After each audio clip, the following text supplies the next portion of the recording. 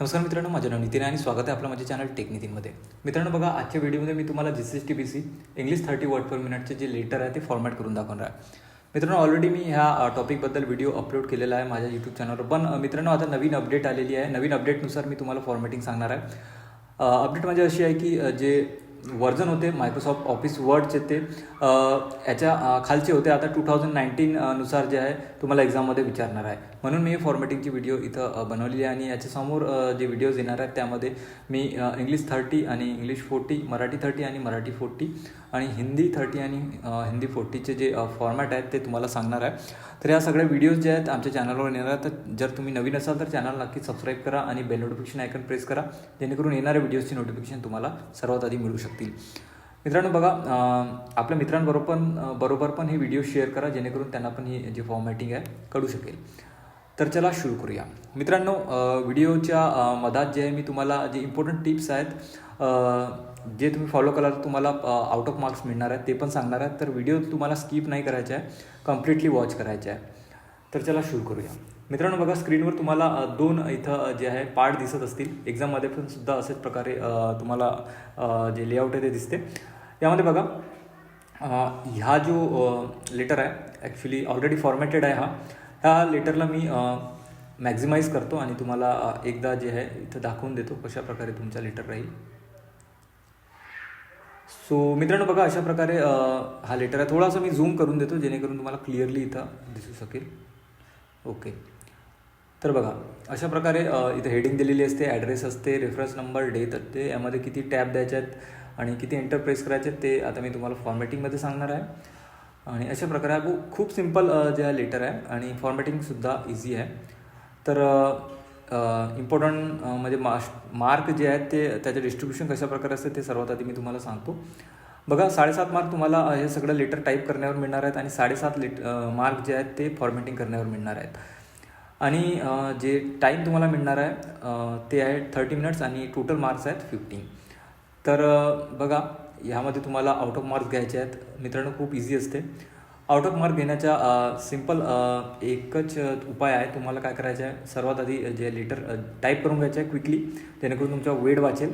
आणि टाईप करून झाल्यानंतर एकदा चेक करून घ्यायचं आहे की आपण कुठे चुका तर नाही केल्या. कधी कधी काय होत असते, आपण चुका करून घेतो फास्टमध्ये, नाही का. तर तुम्हाला ते चेक करून घ्यायचे आहे आणि त्यानंतर फॉर्मॅटिंग स्टार्ट करायची आहे. आणि मी 1 बाय 1 सांगणार आहे, बिलकुल ते स्टेप्स फॉलो करायचे आहेत. तुमची फॉर्मॅटिंग कुठेही इथं चुकणार नाही आहे. तर मी याला जे आहे जो झूम साईज आहे तो कमी करतो आणि जे आहे तुम्हाला आता फॉर्मॅटिंग करून दाखवतो. तर बघा, मी इथं जे आहे अशा प्रकारे सेटअप करून घेतो. आता बघा, जे क्वेश्चन साईड आहे ते question side means left side आहे, ते मी तुम्हाला दाखवणार नाही. मी तुम्हाला राईट साईड जो भाग आहे ऑलरेडी मी टाईप केला, अशा प्रकारे तुम्हाला टाईप करून घ्यायचा आहे. याला मीन्स झूम करून जे आहे तुम्हाला थोडासा क्लिअरली दिसल्या पाहिजे म्हणून झूम करतो आणि तुम्हाला दाखवतो फॉर्मॅटिंग. पेजचा साईज मी थोडासा मोठा करून घेतो. ऑलराईट, स्क्रोल डाऊन अप करतो. आता बघा मित्रांनो, तुम्हाला एक गोष्ट लक्षात घ्यायची आहे. इथं जर तुम्हाला एक्झाममध्ये कोणत्याही कारणामुळे इथं रुरल बार दिसत नसेल, रुरल बारचा जे काम कुठे येणार आहे बघा, रुरल बारचं काम मी तुम्हाला सांगतो. बघा, इथं आपला जो लेफ्ट हँडेड आहे तो 3.5 करावा लागतो हे दोघांना सिलेक्ट करून. पण आता इथं रुरल बार दिसत नाही आहे. तर खूप सारे विद्यार्थी याचे कन्फ्यूज होत असतात की कुठं ते दिसणार आहे. तर बघा, ते कोणत्या टॅबमध्ये असतं बघा, तुम्हाला व्ह्यू टॅबमध्ये जायचं आहे. इथं माऊसकडे लक्ष द्या, मी इथं हॉवर करत आहे माऊस. व्ह्यू टॅबमध्ये जायचं आहे आणि बघा इथं रुरलचा ऑप्शन तुम्हाला दिसत असेल, ह्यावर असा सिम्पली क्लिक करायचं आहे. तर बघा इथं रुरल बार जे आहे ते आलेली आहे. तर चला आपण फॉर्मॅटिंग आता सुरू करूया. ह्यामध्ये बघा, सर्वात आधी तुम्हाला काय करायचं आहे, हेडिंग सिलेक्ट करायची आहे. अशा प्रकारे हेडिंग तुम्हाला सिलेक्ट करायची आहे माऊसनी. आणि हेडिंग सिलेक्ट झाल्यानंतर बघा तुम्हाला होम टॅबमध्ये यायचं आहे. होम टॅबमध्ये येऊन बघा इथे तुम्हाला काय करायचं आहे, बोल्ड करायचं आहे आणि याला अंडरलाईन करायचं आहे. आणि याची जे अलाइनमेंट आहे ते सेंटर करायचं आहे. बघा इथं पॅराग्राफ टॅबमध्ये तुम्हाला दिसेल अलाइनमेंटचे ऑप्शन. अशा प्रकारे तुम्हाला जे आहे सेंटर करून घ्यायचं आहे. त्यानंतर बघा तुम्हाला जे आहे ॲड्रेस सिलेक्ट करायचा आहे.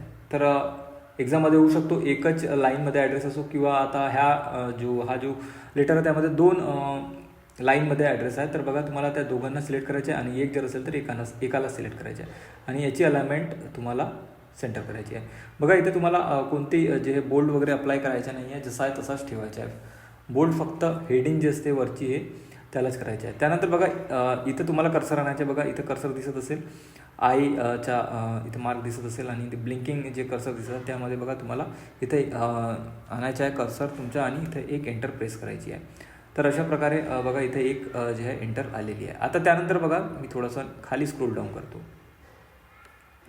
त्यानंतर बघा तुम्हाला एक्झॅक्टली असंच टाईप करायचं आहे आणि बघा डेट आणि रेफरन्स नंबरच्या मधामध्ये तुम्हाला इथं अशा प्रकारे कर्सर आणायचं आहे. अशा प्रकारे कर्सर आणून तुम्हाला इथे 4 टॅब द्यायचे आहे. तर बघा 1, 2, 3 and 4. तर बघा इथं आपण 4 टॅब दिलेले आहेत. त्यानंतर बघा तुम्हाला जिथं डेट एंड होते तिथं तुम्हाला कर्सर आणायचे आहे आणि त्यानंतर पुन्हा एकदा एंटर इथं प्रेस करायची आहे. ओके, खाली स्क्रोल डाऊन करतो मी. आय होप तुम्हाला एवढी जे आहे फॉर्मॅटिंग लक्षात आली असेल. त्यानंतर बघा इथं हा जो ॲड्रेस आहे हा आपल्याला लेफ्ट साईडलाच ठेवायचा असतो आणि बघा याचा जो इंडेंट आहे ऑलरेडी अलाइनमेंट आहे ते जे आहे लेफ्टलाच आहे. तर याला तुम्हाला काही करायचं नाही आहे. बघा इथं जिथं ॲड्रेस संपत आहे तिथं तुम्हाला कर्सर आणायचं आहे आणि इथं एक जे आहे एंटर प्रेस करायचं आहे. त्यानंतर बघा आता सब्जेक्ट आणि रेफरन्सला तुम्हाला सिलेक्ट करायचं आहे. अशा प्रकारे तुम्हाला सिलेक्ट करून घ्यायचं आहे आणि इथं बघा तुम्हाला बोल्ड करायचं आहे. होम टॅबमध्ये बघा इथं फॉन्ट सेक्शन मीन्स जो आहे त्यामध्ये तुम्हाला बोल्डचं ऑप्शन दिसेल. तर अशा प्रकारे बोल्ड करून घ्यायचं आहे आणि त्यानंतर काय करायचं तुम्हाला 2दा टॅब इथं टॅब जे की आहे ते प्रेस करायची आहे 1, 2. ठीक आहे. त्यानंतर बघा जिथं तुमचा रेफरन्स संपत आहे बघा इथं कर्सर आणायचं आहे आणि इथं एक एंटर प्रेस करायची आहे. अशा प्रकारे खाली स्क्रोल डाऊन करतो मी. ओके. त्यानंतर बघा अशा प्रकारे डिअर सर नंतर तुम्हाला इथे बघा जो पॅराग्राफ आहे तो स्टार्ट झालेला आहे. तर तुम्हाला काय करायचं आहे बघा जिथून पॅराग्राफ स्टार्ट होत आहे तिथं एक टॅब तुम्हाला द्यायची आहे. प्रत्येक जे पॅराग्राफ स्टार्ट होतं त्याच्या सुरुवातीला अशा प्रकारे जे टॅब्स द्यायचे आहेत. खाली स्क्रोल डाऊन करतो मी. अशा प्रकारे त्यानंतर बघा तुम्हाला अशा प्रकारे सिलेक्शन घ्यायचं आहे. खालून सिलेक्शन घ्यायचं आहे अशा प्रकारे आणि डिअर सरपर्यंत तुम्हाला सिलेक्ट करायचं आहे आणि बघा इथं तुम्हाला जे आहे जस्टिफाय अलाइनमेंट लावायची आहे. इथं बघा कधी कधी काय असतं थँकिंग यू लिहिलं असतं अशा प्रकारे. बघा मी इथं लिहून दाखवतो तुम्हाला थँकिंग यू. अशा प्रकारे इथं कोणकोणत्या लेटरमध्ये असते. तर बघा तुम्हाला थँकिंग यूलासुद्धा इथे एक टॅब द्यायची आहे आणि त्याला जस्टिफाय करायचं आहे. तर ऑलरेडी जस्टिफाईड अलाइनमेंटमध्ये आहे बघा हे तुम्ही इथं बघू शकता अशा प्रकारे. त्यानंतर बघा तुम्हाला युअर्स फेथफुली आणि सेक्रेटरी काय करायचं आहे. इथं बघा युअर फेथफुलीमध्ये जे आहे तुम्हाला अशा प्रकारे कर्सर आणायचं आहे युअर फेथफुलीच्या नंतर आणि इथं 2दा एंटर प्रेस करून घ्यायचे सर्वात आधीची आणि त्यानंतर बघा अशा प्रकारे सिलेक्शन घ्यायचं आहे तुम्हाला युअर फेथफुली आणि सेक्रेटरी या दोघांना आणि याचा जो इंडेंट आहे तो 3.5. आता बघा हे 1, 2, 3 आणि हा 0.5. तर बघा इथून तुम्ही असं स्क्रोल डाऊन करू शकता. अशा प्रकारे तुम्हाला स्क्रोल डाऊन करायचं आहे. तर बघा 3.5वर सेट झालेला आहे आपला इंडेंट जो लेफ्ट इंडेंट आहे. आता आपल्याला काय करायचं आहे हा सिलेक्शन असंच ठेवायचं आहे आणि इथं सेंटर अलाइनमेंट जे आहे अप्लाय करायची आहे. तर बघा अशा प्रकारे तुम्ही सेंटर अलाइनमेंट इथं अप्लाय केला तर अशा प्रकारे तुमच्या जे आहे इथं हा सेट झालेला आहे युअर फेथफुली. त्यानंतर बघा खाली स्क्रोल डाऊन करायचं आहे. आता जो इन्क्लोजर आहे इन्क्लोजर नील याला अशाच प्रकारे ठेवायचं आहे. ऑलरेडी लेफ्ट अलाइनमेंटमध्ये आहे बघा तुम्ही मी सिलेक्शन घेतलं इथं लेफ्ट अलाइनमेंट दाखवत आहे. तर याला जसंच आहे तसाच ठेवायचं आहे तुम्हाला. तर अशा प्रकारे तुम्ही जे आहे लेटरची फॉर्मॅटिंग करू शकता. खूप इझी आहे आणि आउट ऑफ मार्क्स मिळू शकता. मी थोडासा झूम कमी करतो जेणेकरून तुम्हाला कंप्लीट जो आहे लेटर इथं दिसू शकेल. ओके.